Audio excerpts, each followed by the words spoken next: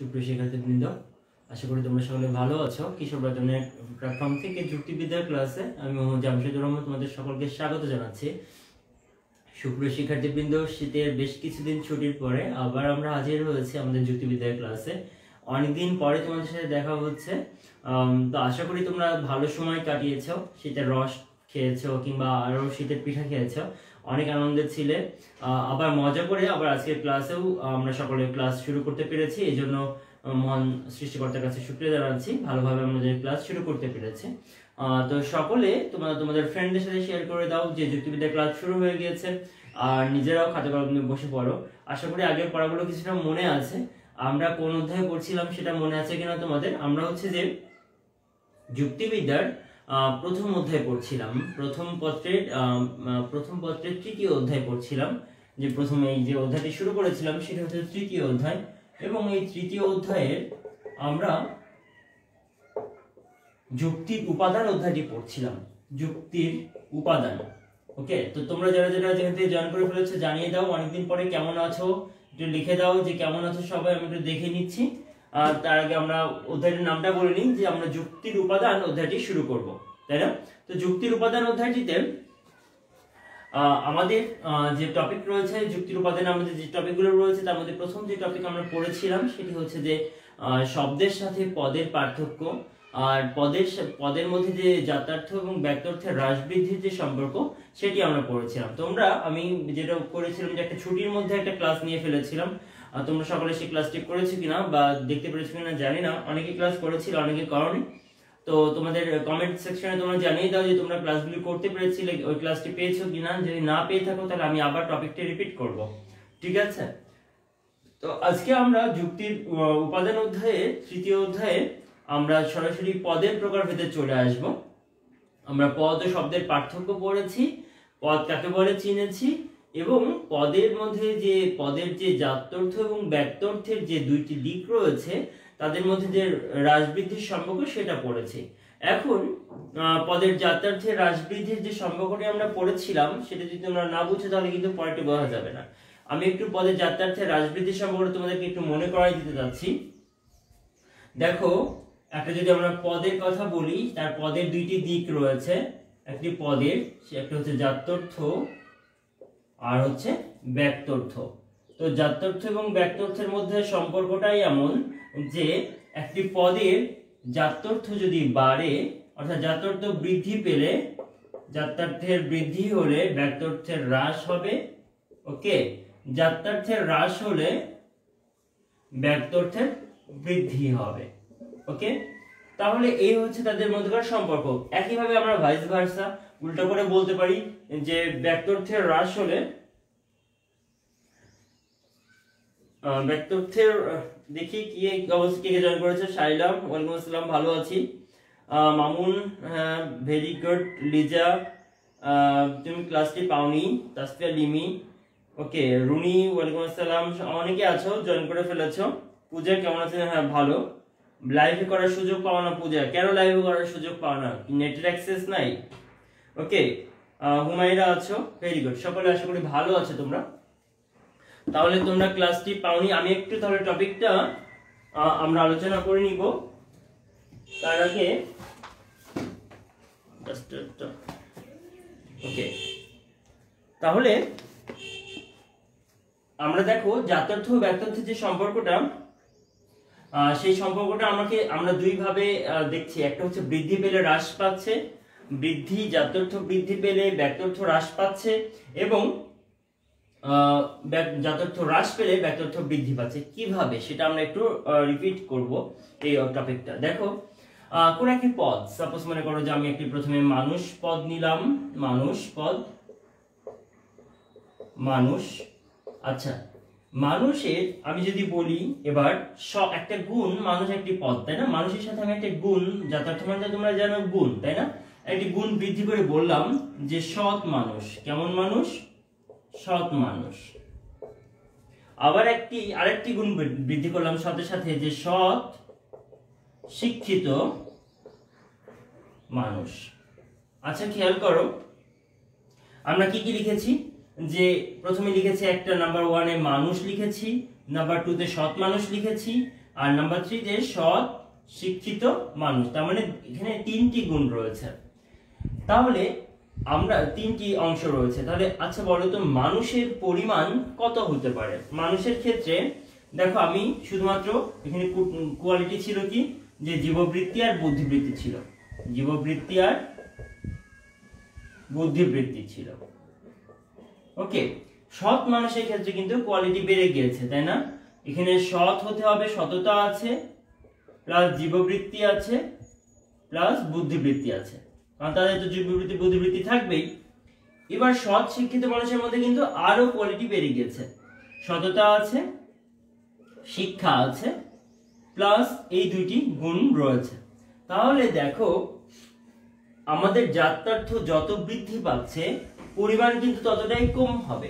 দেখো মানুষের পরিমাণ, আমরা যদি মানুষের পরিমাণ পাই পৃথিবীতে বর্তমানে মনে করা যায় অ্যারাউন্ড 800 কোটি যদি মানুষ পাই বর্তমান পৃথিবীতে, তাহলে সৎ মানুষ কত পাবো? সাপোজ মনে করো 500 কোটি সৎ মানুষ পেলাম, 500 কোটি সৎ মানুষ পেলাম। আবার সৎের মধ্যে আবার তো অশিক্ষিত মানুষও তো সৎ আছে, তাহলে সৎ শিক্ষিত মানুষ আরো কমে যে মনে করো সাপোজ 100 কোটি হচ্ছে সৎ শিক্ষিত মানুষ হলো 100 কোটি। ওকে, তাহলে দেখো এই যে পরিমাণটা বলছি, এই পরিমাণগুলো কি আসলে বলো তো তোমরা আমাকে কমেন্টে জানাও তো, এই পরিমাণটা কি জাত্যর্থ না ব্যক্তর্থ? এই পরিমাণটা হচ্ছে ব্যক্তর্থ। এই ব্যক্তর্থটা দেখো যত এইদিকে গুণ বাড়ছে, যত কোয়ালিটি বা জাত্যর্থ বাড়ছে, তত ব্যক্তর্থ কমছে, তাই না? আমি বলছি 4টি জাত্যর্থ, 4টি যখন জাত্যর্থ তখন আমার পরিমাণটা হচ্ছে 100 কোটি। যখন 3টি জাত্যর্থ, যখন এখানে 3টি জাত্যর্থ তখন আমার পরিমাণটা 500 কোটি। যখন আমার 2টি জাত্যর্থ তখন পরিমাণটা সবচেয়ে বেশি 800 কোটি। এভাবে দেখা যায় যে সমজাতীয় পদগুলির ক্ষেত্রে যদি আমরা গুণ বা জাত্যর্থ বৃদ্ধি করি তাহলে পরিমাণটা কমে যাবে। আবার অপোজিট ভাবে যদি আমরা গুণ কমিয়ে দিই তাহলে পরিমাণটা বেড়ে যাবে। গুণ কমালে পরিমাণ বাড়ে, গুণ বাড়ালে পরিমাণ কমে। অর্থাৎ happy new year Khaleda Begum. Okay, Ima আছো, খালেদা বেগম জয়েন করেছেন নিপা, দেবেন্দ্র কলেজ মানিকগঞ্জ থেকে। ওকে, ভেরি গুড। তাহলে আমরা এই টপিকটা বুঝতে পারছি কিনা দেখো, যে হচ্ছে এই সম্পর্কটাকে আমরা এখন খুব ইজিলি তাহলে আমরা বুঝে আমাদের খাতায় লিখতে পারবো। যে কি লিখতে পারবো তোমরা সবাই এখন খাতায় লেখার চেষ্টা করো তো সবাই, যে কোনো পদের জাত্যর্থ বাড়লে, আমি জাত্যর্থ দিয়ে 2টি শব্দ লিখে নিব আগে, জাত্যর্থ বাড়লে আর লিখবো জাত্যর্থ কমলে বা হ্রাস পেলে। তাহলে বাড়লে কমলে 2টা লিখেছি, তাহলে জাত্যর্থ বাড়লে ব্যক্তর্থের জায়গায় লিখবো কি, ব্যক্তর্থ কমে লিখবো, আর কমলে ব্যক্তর্থ বাড়ে লিখবো। এই তো 2টা সম্পর্ক হয়ে গেল। এভাবেই প্রথমে আবার ব্যক্তর্থের সেট করো, ব্যক্তর্থ লিখো ব্যক্তর্থ বাড়লে আবার ব্যক্তর্থ কমলে। একইভাবে তাহলে অপোজিট ভাবে জাত্যর্থ কি হবে, এটা বাড়লে এটা কমে, আর ব্যক্তর্থ কমলে জাত্যর্থ বাড়ে। এই 4টা সম্পর্ক তোমরা বইয়ে পাবে এবং তোমরা খুব সুন্দর করে গুছিয়ে লিখতে পারবে। এটা খুব সিম্পল ব্যাপার, জাত্যর্থ লিখবে তার বাড়লে কমলে লিখবে, আর অপোজিটে ব্যক্তর্থ লিখে বাড়লে কমে আর কমলে বাড়ে। একইভাবে ব্যক্তর্থ ফার্স্টে লিখবে, তারপরে বাড়লে কমলে লিখবে, লিখে জাত্যর্থ কমে আর জাত্যর্থ বাড়ে। এই হচ্ছে 4টি হ্রাসবৃদ্ধি বিপরীতমুখী বলা হচ্ছে কারণ একটার সাথে একটা অপোজিট, এই বিপরীতমুখী হ্রাসবৃদ্ধির সম্পর্ক। ঠিক আছে, জাত্যর্থ ও ব্যক্তর্থের। এখন এ পর্যন্ত আশা করি তোমরা সকলে বুঝতে পেরেছো। পলাশ আহমেদ চিমন লিখেছো ব্যক্তর্থ, ভেরি গুড। আচ্ছা, শারমিজা স্মৃতি ওয়ালাইকুম আসসালাম। আচ্ছা, তাহলে আমরা এই পর্যন্ত বুঝতে পেরেছি পদের যে ব্যক্তর্থ ও জাত্যার্থের হ্রাসবৃদ্ধির সম্পর্ক, সেটা আমরা বুঝে গেলাম। এখন এই হ্রাসবৃদ্ধির সম্পর্কে কিছু সীমাবদ্ধতা রয়েছে, ঠিক আছে? সেই সীমাবদ্ধতাগুলো কি দেখো, পরীক্ষা আসে কিন্তু সীমাবদ্ধতা, সেটা হচ্ছে যে নির্দিষ্ট, মানে আমরা যখন যে 2টি পদের কথা বলি, একটা পদের কথা বলি হচ্ছে যে মনে করো ধাতু, আর একটা পদের কথা বললাম হচ্ছে গ্রহ। ওকে, দেখো আমরা এর আগে যে আমি তোমাদের উদাহরণটা দেখিয়েছি সেটা কিন্তু সব মানুষ দিয়ে। মানুষ যখন বলেছি তখন বলেছি সৎ মানুষ বা শিক্ষিত মানুষ। যদি জীব দিয়ে বলতাম তাহলে বলতাম যে জীব, সভ্য জীব, ঠিক আছে, তারপরে আবার শিক্ষিত সভ্য জীব, এভাবে বলতাম। তো কথা হচ্ছে যখন যেই যেই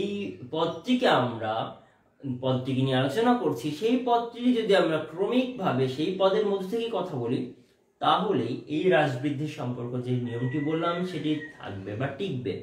কিন্তু যদি আমরা ভিন্ন বৈশিষ্ট্যের দুইটি পদের কথা বলি, তাদের মধ্যে কিন্তু এই সম্পর্কটি কাটবে। যেমন আমি ধাতু থেকে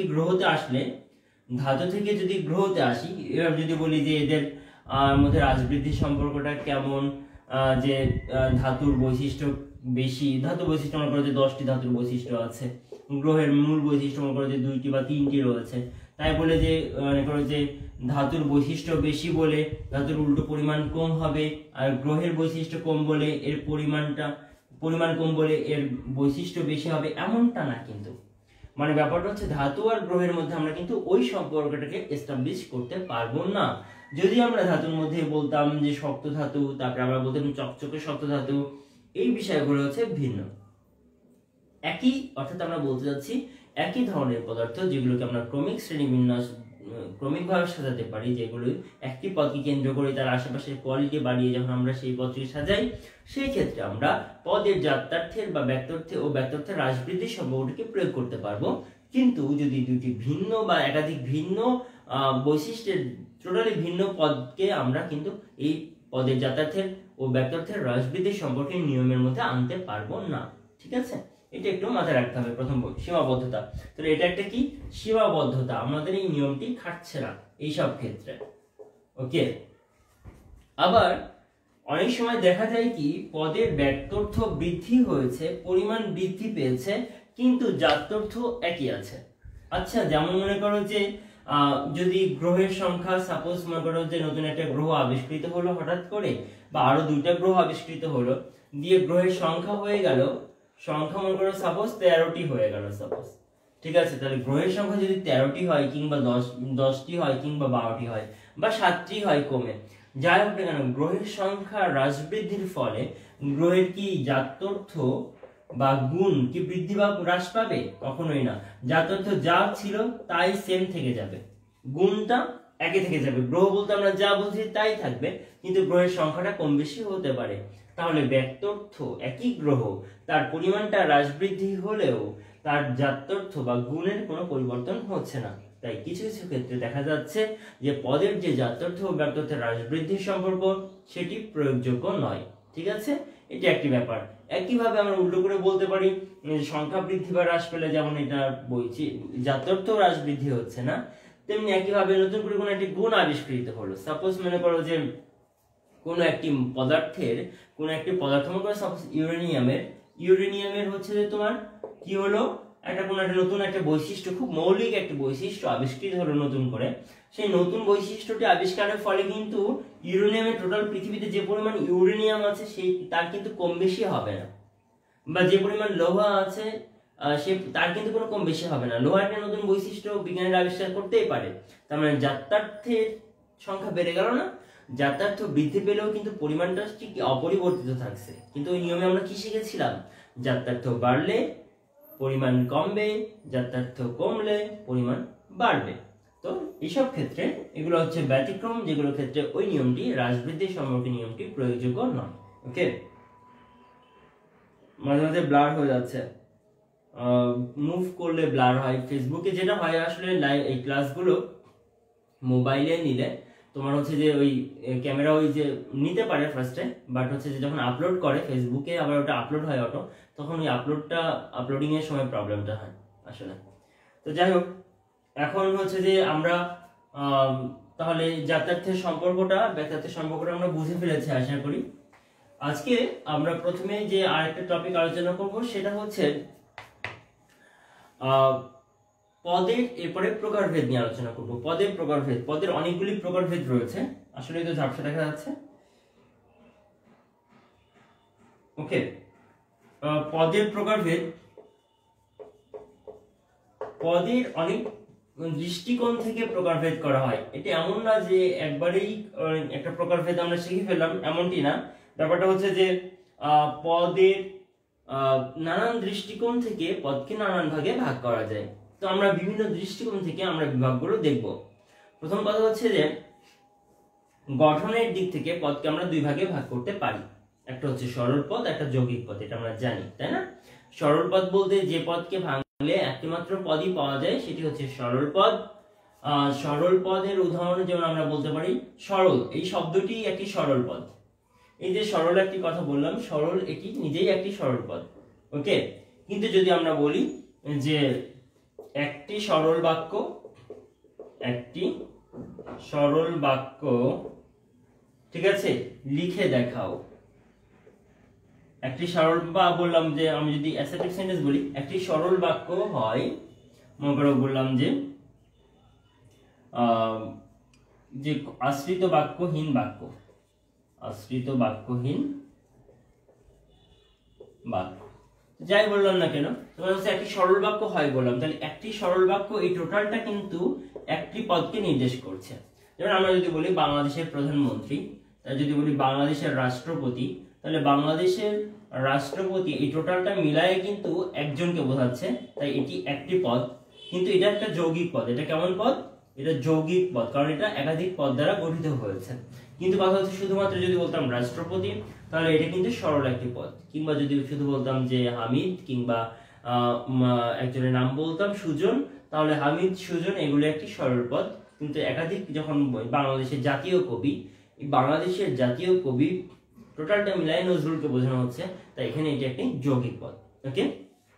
এটা গেল গঠনগত দিক থেকে প্রকারভেদ।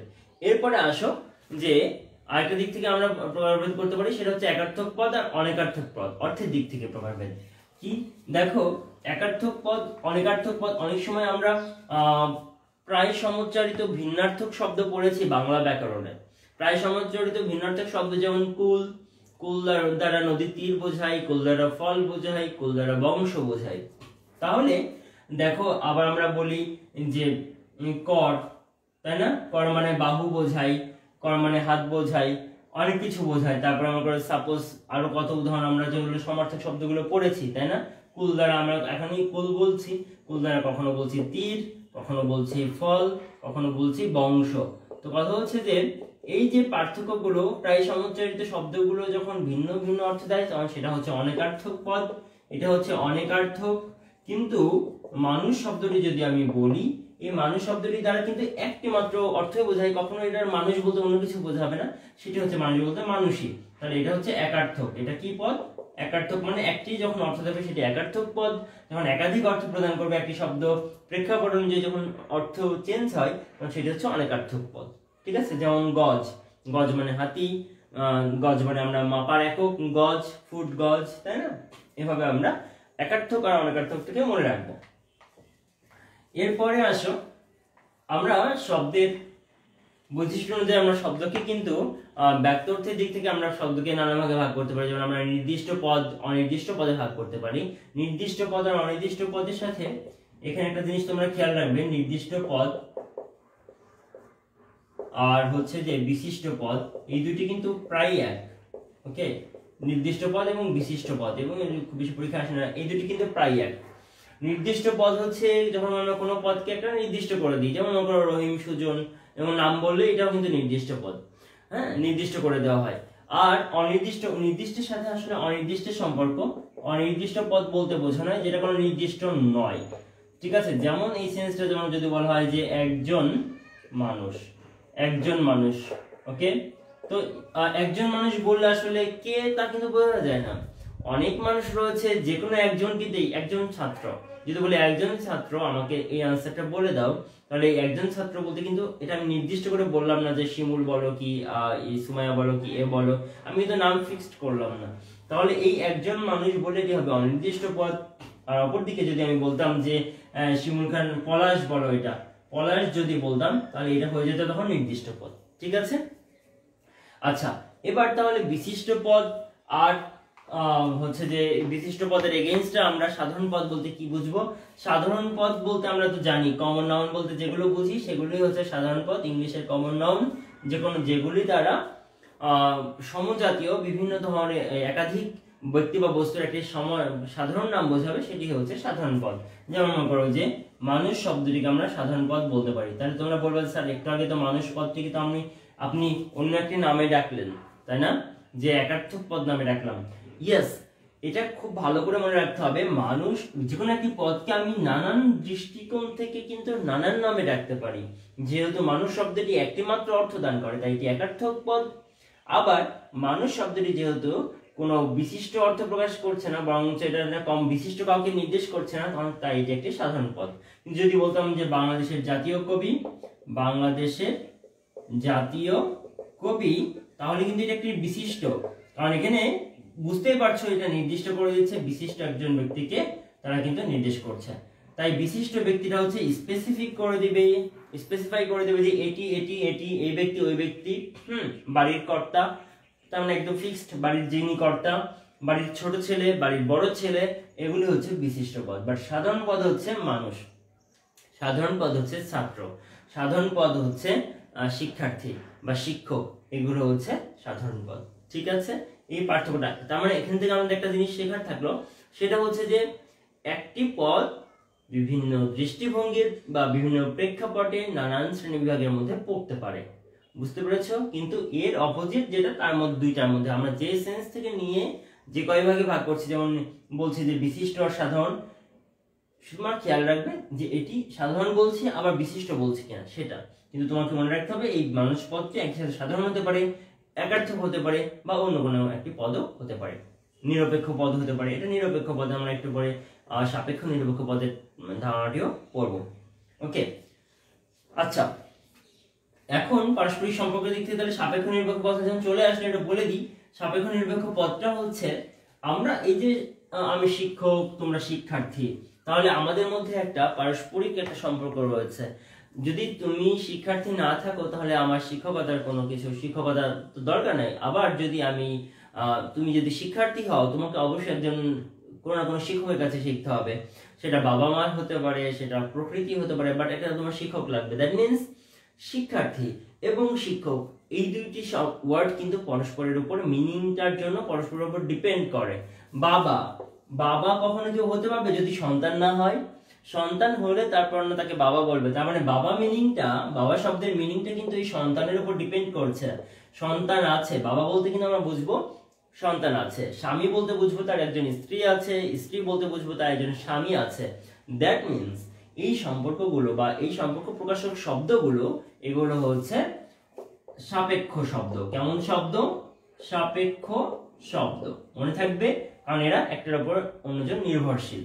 কিন্তু মানুষ যে পদটির কথা বলেছি, মানুষ কিংবা বই কিংবা কলম, এই বই কলম মানুষ এই যে শব্দগুলো, এই পদগুলো, এগুলো কিন্তু যেমন সাধারণ পদ তেমনি এগুলো নিরপেক্ষ পদ। এগুলো কি পদ? নিরপেক্ষ। আমরা দেখো এগুলোকে একার্থক বলতে পারি, এগুলোকে সাধারণ পদ বলতে পারি, এগুলোকে নিরপেক্ষ পদ বলতে পারি, আবার এগুলোকে অসমষ্টিবাচক পদ বলতে পারি, তাই না? অসমষ্টিবাচকটাতে আসছি, আগে নিরপেক্ষটা বুঝি। এটা যেহেতু মানুষ শব্দের অর্থ বোঝার জন্য আমার অন্য কোনো কিছুর সাথে ডিপেন্ড করতে হয় না। মানুষ বললে মানুষ বুঝি, বই বললে বই বুঝি, কলম বললে কলম বুঝি। কিন্তু কথা হচ্ছে যে বাবা বললে অবশ্যই তার একটা সন্তানের সাথে, সন্তান না থাকলে বাবা হবে না, স্টুডেন্ট না থাকলে টিচার হবে না। এই জন্য এগুলো হচ্ছে সাপেক্ষ শব্দ। ঠিক আছে, এই গেল। আশা করি তোমরা বুঝতে পারছো। এই তো শিমুল লিখে দিয়েছে শিক্ষক শিক্ষার্থী সাপেক্ষ পদ। Very good. রাজা প্রজা, হ্যাঁ ঠিক আছে শিমুল, ভেরি গুড, ভালো আনসার করছে। আচ্ছা, বোর্ডে বেশি সমস্যা হচ্ছে, আমি ফিক্সড করে দিয়ে এসেছি, একবার দিয়ে আসলাম তারপর। আচ্ছা, এরপরে আসো, আমি মুছে দিচ্ছি, দেখি একটু লাইট বাড়ানো যায় কিনা। আচ্ছা, এরপরে আসো, আমরা যদি আরেকটা দিক থেকে ভাগ করি, সেটা হচ্ছে যদি আমরা জাত্যার্থের দিক, এটা খুব গুরুত্বপূর্ণ, কিন্তু এটা পরীক্ষা আসে। জাত্যর্থের দিক থেকে, জাত্যর্থ প্লাস ব্যক্তর্থটাও লিখতে হবে, তাছাড়া আসলে মিনিংটা ফিল হবে না ব্যক্তর্থ বিবেচনায়। আচ্ছা, যদি কোনো পদের এই দুইটি থাকে, জাত্যর্থ থাকে ব্যক্তর্থ থাকে, তাদেরকে আমরা বলবো জাত্যর্থক পদ। সবাই মুখে যে যেখানে আছে একটু উচ্চারণ করো, জাত্যর্থক। এই লাস্টে কিন্তু একটা ক বলেছি, লাস্টে কিন্তু আমি ক উচ্চারণ করেছি, জাত্যর্থক পদ। ওকে, সো জাত্যর্থক মানে কিন্তু জাত্যর্থ না, শুধু জাত্যর্থক মানে হচ্ছে যেই পদের একই সাথে ব্যক্তর্থ এবং জাত্যর্থ উভয় থাকে তারা হচ্ছে জাত্যর্থক পদ, নাম্বার 1। আর একটা হচ্ছে অজাত্যর্থক পদ। তোমরা অ শব্দ শুনেই বুঝে ফেলেছ নিশ্চয় যে এটা আসলে কেমন হবে। অ মানে নেগেটিভ, অর্থাৎ যার দুইটি গুণই নেই সেটাই হচ্ছে অজাত্যর্থক পদ। যেমন মনে করো সততা, সততা, ভীরুতা, কাপুরুষতা। তো এই ভীরুতা, সততা, কাপুরুষতা এই শব্দগুলোর কিন্তু কোনো পরিমাণ কোনো ব্যক্তর্থ নেই, এদের কোনো ধরা ছোঁয়া যায় না, এদেরকে গোনা যায় না। সততাকে তুমি গুনতে পারবে না, ভীরুতা কাপুরুষতাকে তুমি গুনতে পারবে না, দেশপ্রেমকে তুমি গুনতে পারবে না। এগুলো হচ্ছে ইনার্স ব্যাপার, তাই না? তাহলে এগুলো হচ্ছে অ্যাবস্ট্রাক্ট। তো তাহলে জাত যেগুলো গোনা যায় না, যেগুলো মানে বিমূর্ত, সেগুলোকে আমরা বলবো, যেহেতু তার একটা ব্যক্তর্থ নেই, শুধুমাত্র গুণ রয়েছে, তাই সেগুলো অজাত্যর্থক। আবার যদি এমন হয়, যেমন আমি একটা নাম বললাম, মনে করো সাপোজ তোমার এখান থেকে একটা নাম সিলেক্ট করে নিই, আমি দেখি। ওকে, আমি নাম বললাম মনে করো সাপোজ তাসফিয়া লিমি। তাসফিয়া লিমির নাম বললাম মনে করো লিমি। তাহলে এই লিমি নামটা, এই নামটার কিন্তু এর আমি বলছি একজন, ব্যক্তর্থ জানি, কিন্তু এর গুণ সম্বন্ধে আমি কিন্তু জানি না, আমরা কেউ জানি না। তোমরা বলবে স্যার আমি জানি, স্যার আমি ওকে চিনি। আইজন বলবে স্যার আমি ওকে চিনি, ওর এই বৈশিষ্ট্য। কিন্তু বেসিক যে যথার্থ বলতে মৌলিক যে গুণ, সেটি এমন একটি গুণ হতে হবে যেটি সবকিছু থেকে ওকে পৃথক করবে, এটা সম্ভব নয়। এই জন্য এই মানুষের ব্যক্তিবাচক যে প্রপার নাউন গুলো, সেইগুলো হচ্ছে যে সবই অযথার্থ পদ, অর্থাৎ তাদের পরিমাণ আছে কিন্তু গুণ নাই। আবার অ্যাবস্ট্রাক্ট মানে বাবা অ্যাবস্ট্রাক্ট বলছে তোমাদের বোঝা সহজের জন্য, বিমূর্ত কথাটা বললে আসলে মাথায় ঢোকে না। বিমূর্ত যে বিষয়গুলোই, সেগুলোর আবার কি নাই? ব্যক্তর্থ নাই। তার মানে এদের কোনো না কোনো একটা কিছু নাই, তাই এটি অজাত্যর্থক পদ। আর যার দুইটি রয়েছে সেগুলো হচ্ছে জাত্যর্থক পদ, যেমন মানুষ। তাহলে আবার দেখো মানুষ শব্দটি কতগুলো বৈশিষ্ট্যে যাচ্ছে, তাই না? সবগুলো বৈশিষ্ট্যের উপর ডিপেন্ড করছে। এই হচ্ছে একটা সেন্স। এরপর আসো গুণের দিক থেকে। গুণের দিক থেকে ভাগ করলে আমরা বস্তুবাচক এবং গুণবাচক পদ বলতে পারি। একইভাবে আমরা সততার কথাটা বলে আসলাম, যেমন সততা, এই সততা পদটি দেখো এটা একটি গুণবাচক পদ, আমরা জানি। সো সিম্পলি এটা একটা গুণবাচক পদ। আর যদি বলি বই, তাহলে বই কোনো গুণ বোঝায় না, বই একটা বস্তুবাচক পদ, এটি একটা বস্তুবাচক পদ। তাহলে বস্তুবাচক পদ বলতে আমরা বুঝবো যে পদগুলি দ্বারা শুধু কোনো বস্তুর নাম বোঝায়, সেটি হচ্ছে বস্তুবাচক পদ। যে পদগুলো দ্বারা গুণের নাম বোঝাবে, সেটি হচ্ছে গুণবাচক পদ। সিম্পল, তাই না? আচ্ছা, আমরা সদর্থক, নয়ার্থক আর ব্যাহতার্থক শব্দের কথা কিন্তু বলিনি। এটা কিন্তু খুব গুরুত্বপূর্ণ। আমরা যেমন জাত্যার্থক আর অজাত্যার্থকটা বললাম, কিন্তু গুরুত্বপূর্ণ, মনে রাখতে হবে। একার্থক, অনেকার্থক মনে রাখতে হবে। আমরা এখন আরেকটা গুরুত্বপূর্ণ বলবো, সেটা হচ্ছে সদর্থক, নয়ার্থক আর হচ্ছে ব্যাহতার্থক। তার মধ্যে আমি ব্যাহতার্থক শব্দটাকে আগে লিখতে চাচ্ছি, কারণ এটা খুবই গুরুত্বপূর্ণ, এটা পরীক্ষায় প্রায় আসে, ব্যাহতার্থক পদটি। ঠিক আছে, তো ব্যাহতার্থক পদটি দেখো কি জিনিস, আগে আমরা সদর্থক, নয়ার্থক বুঝে চলে আসলে এটা সহজ হয়ে যাবে।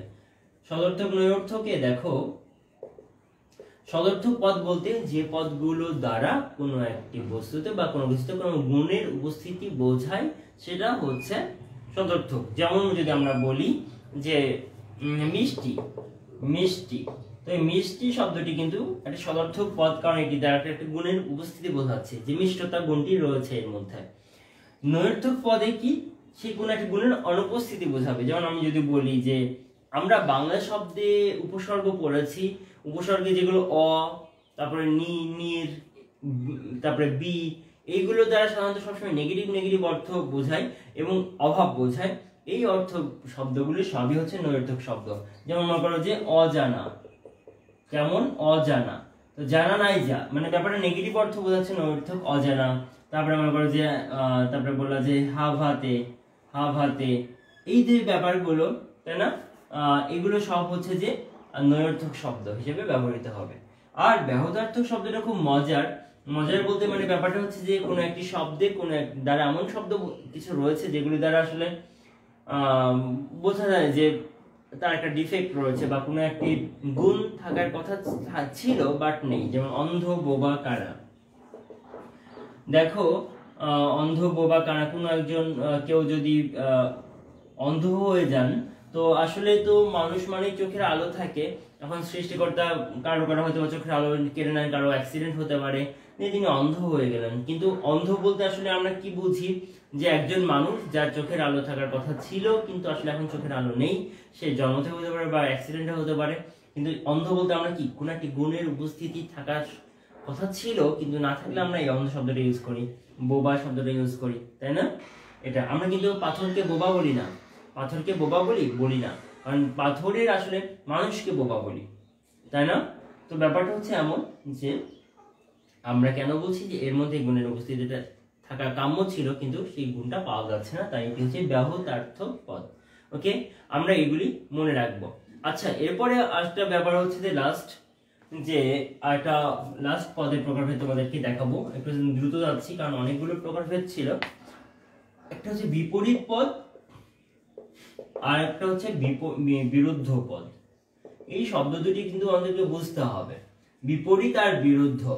আচ্ছা, আমরা ছোটবেলা থেকে বিপরীত শব্দ পড়ে এসেছি, সাদা কালো, তাই না, মন্দ ভালো, আমরা বিপরীত শব্দ পড়ে এসেছি।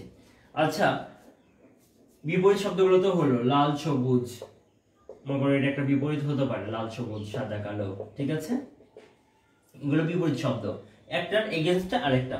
কিন্তু বিরুদ্ধ পদ বলতে আমরা বোঝাবো যে আমরা একটা উদাহরণ লিখে ফেলি, যে লিখি সাদা আর অসাদা, কি অসাদা, সবুজ অসবুজ, সবুজ অসবুজ। তো কথা হচ্ছে দেখো এই দুইটি শব্দের, এই যে এখানে যে একটা দুইটি শব্দ লিখেছি আর এখানে যে দুইটি শব্দ লিখেছি, তার মধ্যে পার্থক্যটা তোমরা বুঝতে পারছো আশা করি। যে দেখো লাল আর সবুজ মিলেই কিন্তু সব রং না দুনিয়ার, আরো অনেক রং আছে, খয়েরি আছে, ম্যাজেন্টা আছে, অনেক রং তোমরা জানো নাম, তাই না? তো লাল আর সবুজই সব রং নয়। তাহলে যখন দুইটি পদের মধ্যে সম্পর্কটি এমন হয় যে তারা ওই শ্রেণীর সমস্তকে প্রতিনিধিত্ব করতে পারে না, যেমন লাল আর সবুজ রং শ্রেণীর অন্তর্গত নাকি রং, তো এই রঙের সমস্ত রঙকে কিন্তু তারা প্রতিনিধিত্ব করতে পারছে না, সমস্ত রঙকে কিন্তু তারা প্রকাশ করতে পারছে না, তাহলে তারা বিপরীত সম্পর্কে আবদ্ধ, এদেরকে বলা হবে বিপরীত পদ। আর বিরুদ্ধ পদ হচ্ছে যদি এমন হয় যে দুইটি পদের সম্পর্ক যদি এমন হয় যে তারা ওই শ্রেণীর সমস্তকে নির্দেশ করতে পারে, তাহলে সেটি হচ্ছে বিরুদ্ধ পদ। যেমন আমি যদি বলি সাদা আর অসাদা, কিংবা মানুষ আর অমানুষ, তাহলেই কিন্তু আমার হয়ে গেল সমস্ত জীব, নাকি মানুষ আর অমানুষ, মানুষ বাদে যত অমানুষ রয়েছে, মানে অমানুষ মানে মানুষ নয় যারা, সমস্ত প্রাণীগুলোই হচ্ছে যে জীব, তাহলে সব জীব হয়ে গেল, সব রং হয়ে গেল, তাহলে এটি হচ্ছে এদের সম্পর্কটা হচ্ছে বিরুদ্ধ সম্পর্ক, বিরুদ্ধ পদেরা, ঠিক আছে? এই হচ্ছে এই ছিল মোটামুটি প্রকারভেদ, আমাদের পদের প্রকারভেদ। আশা করি তোমরা পদের প্রকারভেদ গুলো বুঝতে পেরেছো। দেখি কে কি বুঝতে পেরেছো বা পাওনি। নুসরাত নিপা ভালো লিখেছো, নিপা থ্যাংক ইউ। বোবা ব্যাহতার্থক পদ, ভেরি গুড। নুসরাত নিপা শতার্থক মানে গুণ, ভালো, তোমরা বুঝতে পারছো এবং লিখতে পারছো, খুব সুন্দর। আচ্ছা, তাহলে আমি একটু তোমাদেরকে ধরি, তো দেখি কেমন তোমরা আনসার করতে পারো। আমি তো বেশ কিছুক্ষণ বোঝাইলাম তোমাদেরকে, এখন একটু ধরে দেখি, একটু আমি যাচাই করি, মূল্যায়ন করি তোমাদের। ওকে, আচ্ছা, একটা পদ দেওয়া যাক তোমাদেরকে। যেমন আমি যদি বলি যে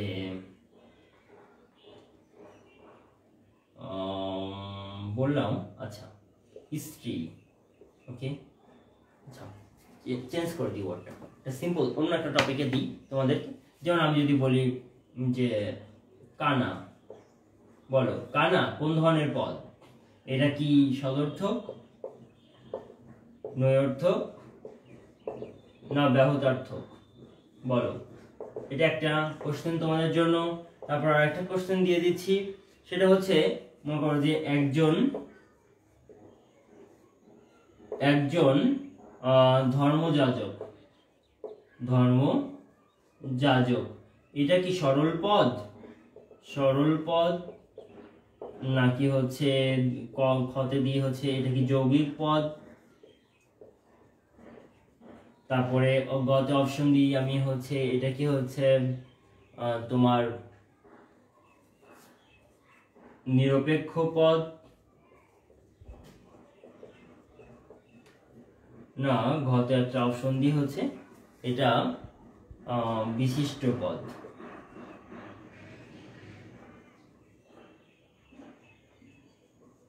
বিশিষ্ট পদ। বলো এখানে অপশন কি হবে আমাকে আনসার করে দাও। যাজক, যৌগিক পদ, very good, very good answer করেছো। কানা ব্যাহতার্থক পদ, রুনি ব্যাহতার্থক, ভেরি গুড। ওকে, তাহলে এই কোশ্চেন আনসার হয়ে গেল। লাস্ট আর একটা কোশ্চেন দিয়ে দেখি কেমন মনে আছে। বলো যে জাত্যর্থ পদের জাত্যর্থ কমলে ব্যক্তর্থ কি হবে? এই শূন্যস্থানে কি বসবে? বাড়বে, বাড়ে না কমে? বলো, এটা আমাকে বলে দাও কি হয় দেখি। তাহলে আমাদের দুইটা অংশ থেকে দুইটারই কোশ্চেন আনসার জানা হয়ে যাবে। হ্যাঁ, এই সাবজেক্টে আর কি আর কোনো ক্লাস নাই? হ্যাঁ, এই সাবজেক্টে আরো ক্লাস আছে জানাতুল নাইম। আগের ক্লাসগুলো তোমরা ইউটিউবে পাবে। আগের যে আমরা চ্যাপ্টারগুলো পড়িয়েছি তোমরা ইউটিউবে যদি সার্চ দাও যুক্তিবিদ্যার ক্লাস যুক্তিবিদ্যা কিশোর বাতায়ন বলে, বা টপিক লিখে তুমি যদি কিশোর বাতায়ন লিখে সার্চ দাও তাহলে তোমার ইউটিউবে ক্লাসগুলো দেখতে পাবে। ঠিক আছে, আচ্ছা কি লিখেছো? শাম্মী হুমায়রা লিখেছো বারে, ভেরি গুড। বারে আনসার হয়েছে। যথার্থ কমলে, এই পলাশ আহমেদ শিমুল তুমি তো উল্টাপাল্টা লিখে ফেলেছো। শিমুল ভুল করেছো। যথার্থ কমলে ব্যক্তার্থ কমে না, আমি বলেছি বিপরীতমুখী সম্পর্ক, এটা কমলে এটা বাড়ে হবে। ওকে, নাইমা কি লিখেছো? নাইমাও ভুল লিখে ফেলেছো, কমে লিখেছো। No no no. Nusrat Nipa ঠিক লিখেছো, লিজা ঠিক লিখেছো আনসার। এবার ঠিক হয়েছে শিমুল, এবার বারে তুমি ঠিক লিখেছো। ব্যবধার্থক পদ যৌগিক। ওকে, ব্যবধার্থক পদ ফার্স্টের আনসারটা লিখেছো শান্তিদা স্মৃতি, ভেরি গুড, সঠিক আনসার লিখেছো। লাস্টের আনসারটা দ্রুত করে ফেলো সবাই, মিস্টেক হয়েছে। ওকে শিমুল, কোনো ব্যাপার না। তাহলে আশা করি তোমরা সকলে আজকের ক্লাসটি বুঝতে পেরেছো। আগামী কালের ক্লাসে আমরা এরপরে বাক্য এবং যুক্তি বাক্যের প্রকারভেদ এবং নেক্সট টপিক নিয়ে আলোচনা করব। তোমরা এই পর্যন্ত যে প্রকারভেদগুলো পড়লাম সেটা একটু ভালো করে বাসায় পড়ে রাখবে এবং একটু চর্চা করবে।